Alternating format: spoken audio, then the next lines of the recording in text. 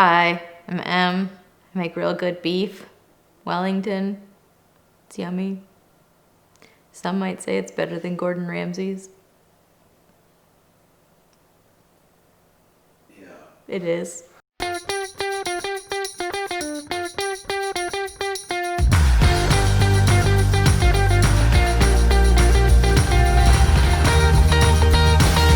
Hello, and welcome to Cooking with Dad. I'm Chef Em, and this is Dad. Say hello, Father. Hello, Father.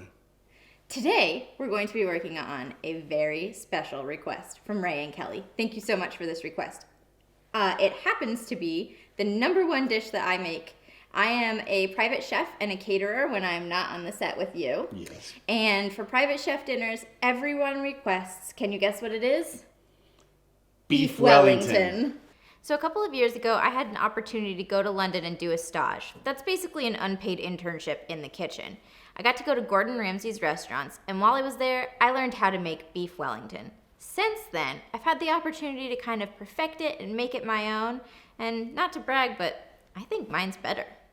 So at the end of the show, we're going to have the most British person that we know come in and compare Gordon Ramsay's beef Wellington with Em's beef Wellington. She's had Gordon Ramsay's in a restaurant in London. Now she's going to taste Em's, and she's going to compare. The definitive answer is coming today. We are going to start by seasoning our filet mignon. You really want to spend the money on a beautiful, thick piece of filet. So it's going to get salt and pepper on both sides. Well, on all sides. We're going to roll it around in this. And when she says you want to spend money, she's talking about Dad. I'm the guy that got the steaks last night. You want to spend money. They are awesome, though. Yes, they are beautiful. You can pick up a good steak at your meat counter, ask them for a thick slice, or you could go to Whole Foods. They usually I got these at Whole Foods. Yeah, they usually have pretty good excellent options. meat. I'm just going to sop up all the extra seasoning. It's a free plug for Whole Foods. Yeah. But it is. They have excellent meat there.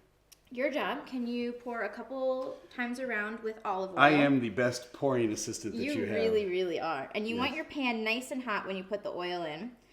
And you're going to sear the beef on both sides, just top and bottom. So right here, you want to hear that sizzle. Yeah, that's beautiful. Press it down a little bit so it forms a crust. And then we're just going to let that sit for a few minutes. And while that's going, we're going to work on the mushroom duxelle. Okay. You would absolutely impress your significant person if you made them beef Wellington. Oh, yeah. It's so elegant and so beautiful and so delicious. So in this episode, I'm actually going to pay attention. Oh, thank you. Okay. Not that I haven't paid attention in the past, but sometimes dreamy. I have a high drift rate. All right, grab some mushrooms. Yep. We are going to pop out the center and just stick it into the all food of them processor. Just one at a time. Oh, and pop out the center. Yes, and then for the bigger mushrooms, you want to break them the in. centers you're putting in. Yes. Oh. And then for the bigger mushrooms, you want to just break them up a little bit before you throw them into the food processor. But for a smaller mushroom like this, you can just chuck it in. And they're all going to go in the food processor. And then we'll add in our herbs and spices. And what we're going to do is pulse these mushrooms until they are very fine, almost like dust. And then we're going to saute them to get out all the liquid. And it's going to make that beautiful covering of mushrooms that goes on the beef inside the puff pastry. This is Oliver's job when we're cooking this at home. Oh, yeah, Mr. Olivier. He likes to make the our duxelles. cookie critic. Yes. Wow, he's got a very diverse palate. Yes, he does. For a 5-year-old? Well, his favorite food in the world is mussels. And then he likes to make the duxelles. A 5-year-old that likes mussels? Yeah, loves. Are you kidding? Loves wow. mussels. Okay. And then the nice thing about this recipe, because we're pulsing it all in the food processor, is we don't have to really chop up anything. I'm going to take the skins off a couple cloves of garlic and then throw them in. And you are going to peel the herbs off of here. All right, I know how to do that. Very gently, but... And then to open up your garlic skin, you just press on it with your knife, and it will pop right out. You can throw the whole clove in. And you can see our beef is starting to form a crust and starting to get a little darker coming up the sides. And that means it is time to flip. Ooh, there we go. And you're only searing this on each side because you want to lock in the juices. It's going to cook in the oven with the puff pastry. Go over here. And then 1 shallot. Same thing, you don't really need to chop this up very much. I'm just going to take the skin off. Maybe.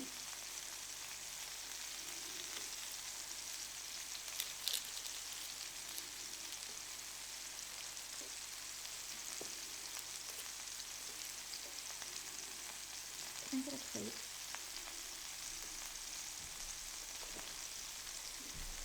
And then just big hunks to remove it from the roots. And throw that in with the mushrooms. That looks like plenty of time, although that's a pretty big stick. How about the rosemary? Yeah. Oh, yeah, I dropped one in by mistake. Yeah, peel off the rosemary. Oh, yeah. You dropped 2 in. Tut tut, sir. I'm a novice at this. Gotta keep an eye on me at all times. Okay. There you go. And then the rosemary, same thing. You can just slide down the stick and it'll come right off.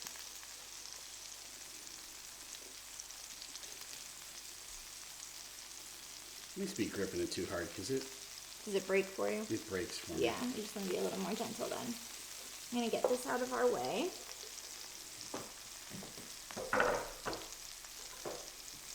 Move this to where I can reach it. All right. There we go. Okay.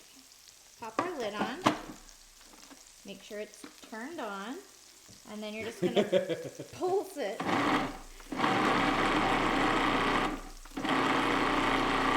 Six and a half hours later.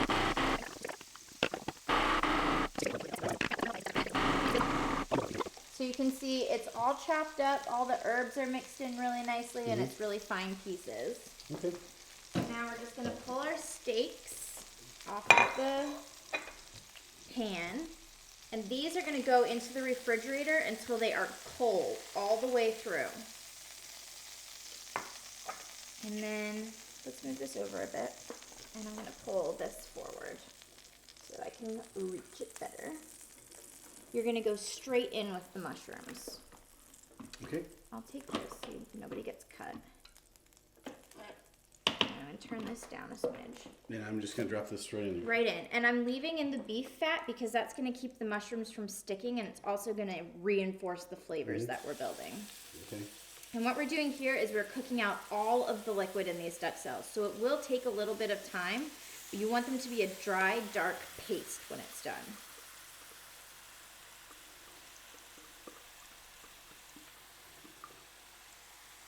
Perfect. I'll take this.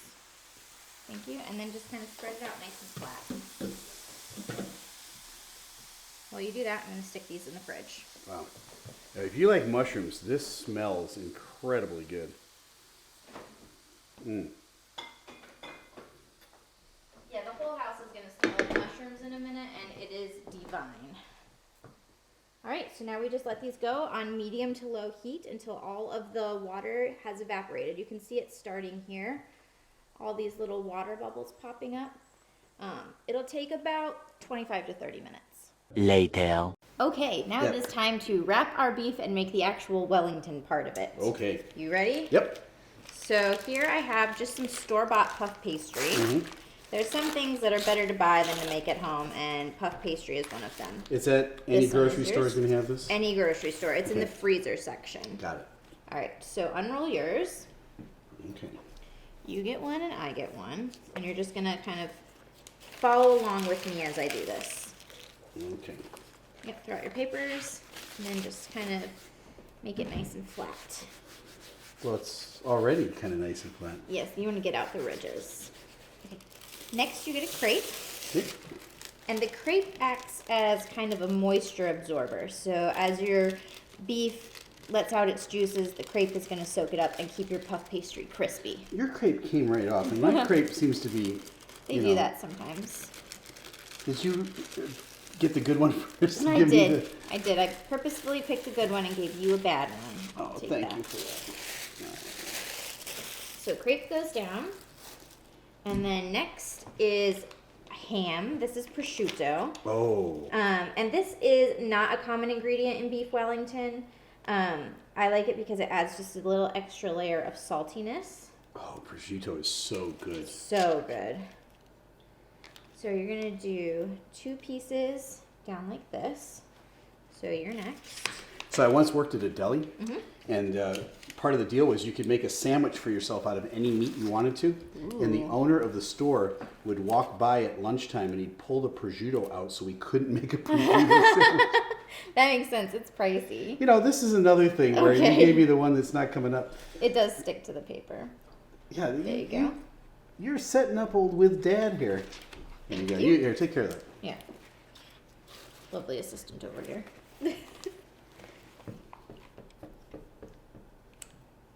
Ha ha! Not so easy. There you go. Yeah. All right. I'll lay that down for you. Thank you so much. And now we're ready for the duxelle. So you just take a nice little handful, Ooh, okay. about that much, Yeah. and you're going to pat it out flat. Okay, that's a little weird. Yes. Yeah. All right. So pat it out nice and flat. You want it to be a little bit bigger than the steak that you're about to put on top of it.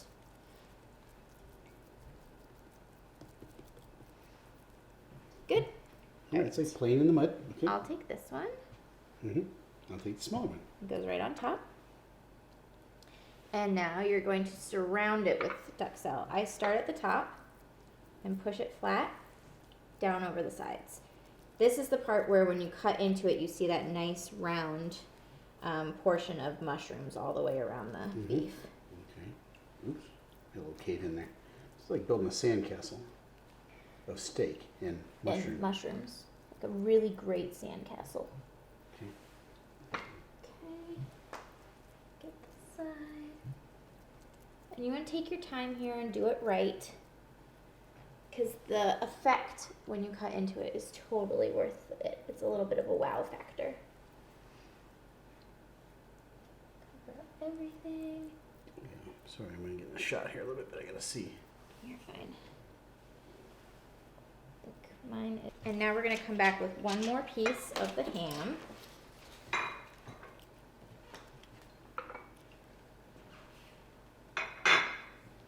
Okay. So this is just going to go over the top. I'm gonna let you handle that Do you have ham PTSD? because I am apparently not very good at that. Apparently, I'm not very good at that. Okay. So just drape it over the top like that and press it on. Yum.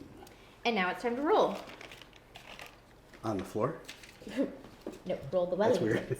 You So- chefs are weird. I always start by rolling the crepe, and I lift up the side and attach it to the ham Mm-hmm. just by pressing down. Okay. Don't pull too hard, right? Nope. And then up over the sides as well. And the crepe might crumble a little bit. That's fine. Am I kind of tucking it in like this? Yeah. It's kind of like we're making a really, really fancy burrito. No. Oh, the sacrilege. Okay. And now we're going to do our egg wash to seal the pastry. You get just a little bit of water, and I have 2 whole egg yolks in here, and I'm just going to mix them up with the paintbrush, pastry brush, and then you just brush it along the seam till it's wet, Mm-hmm. and that's going to help the seal. So I'll do mine, and then you can do yours. Look how nicely my crepe is holding together. Lovely. Yes. Okay. It's So you really do yours. beginner's luck, is what it is. You don't need quite that much. I'll be the judge of how much I need. Thank you. I'll be the judge. All right, fine. Then I won't use any else. All right, here we go. Perfect. Okay. Now we're going to start rolling the pastry. So grab the long end that's closest to you and push it up over the side. You can pull it just a little bit. Then grab the whole thing and roll it. Pull the two ends together so that they meet in the middle and seal, and then roll it on top of the seal.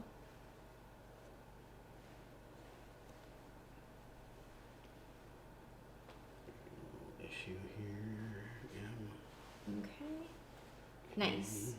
All right, now. And then just press the ends in together. They don't have to be very pretty because we're going to cut those off. Okay, just press them in. Yeah, like Okay. that. Mine wants to keep uncurling. There we go. Okay. Next, I'm going to need the egg wash back, please. Yep. And I use egg yolks for this because they're going to make a really nice golden brown color. You could use a whole egg if you wanted to. It just won't make your pastry as dark golden. You want to get everywhere. Now, I've had this in the restaurant in the past. Mm-hmm. Not a snooty British restaurant, but it was a whole long, like, loin of meat, and they came out and sliced it. So it was always like, beef Wellington for two. Yes. So what we're doing is just individual size beef Wellingtons, but we are going to cut these to display them. I got it. Because quite honestly, for your mom and I at our age, we would split that. That's, yes.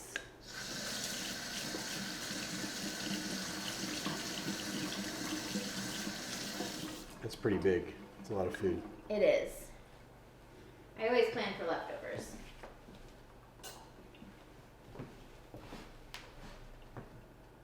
Nice. And then just in the corner over here a little bit. Perfect. Okay. Great.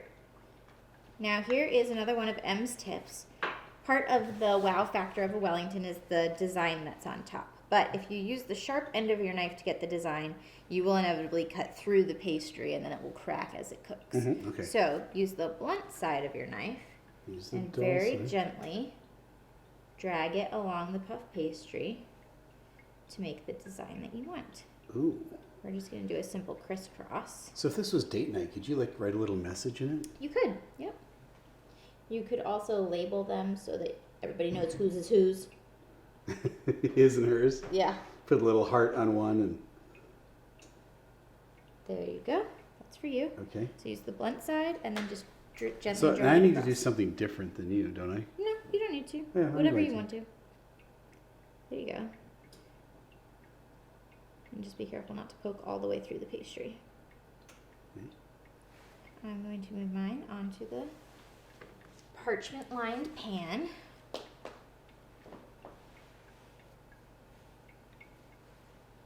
Look at this. Beautiful. Look at this.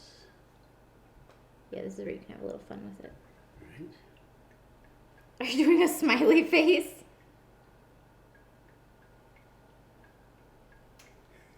A dead smiley face? Oh, a winking face. Ooh. All right, and now these are going to go in the oven and they are going to bake at 425 for about 20 to 25 minutes. That will give you a nice medium rare on the inside. If you want the inside cooked further, just leave it in the oven longer. All right. I'm really excited about this now. Okay, I just need to prepare you for our British friend. She is very British. Sometimes she can be a little hard to understand. Sometimes I only pick up about half of what she's saying. Separated by a common language. She's like a cute little pregnant Mary Poppins. I'm from Nebraska. Look at me, I can be proper too.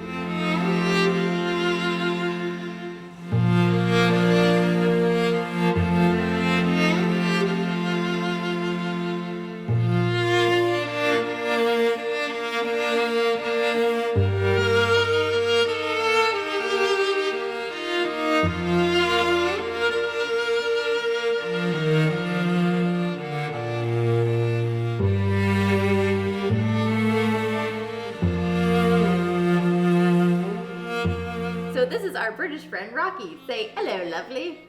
I mean, I have been to the Savoy in London once, but that doesn't make me from London. Hi, Isn't her accent cute? And now it's the moment we've all been waiting for. Time to dig in and find out that my beef Wellington is better than Gordon Ramsay's. Fork. I'm gonna start right over here. That looks so good. Oh, yes it is. You want to get a big bite with the pastry and the mushrooms and the steak all together. Oh my gosh. All right, I'm gonna try from this side here. Ooh. They don't have utensils over in the UK. So, not used to this.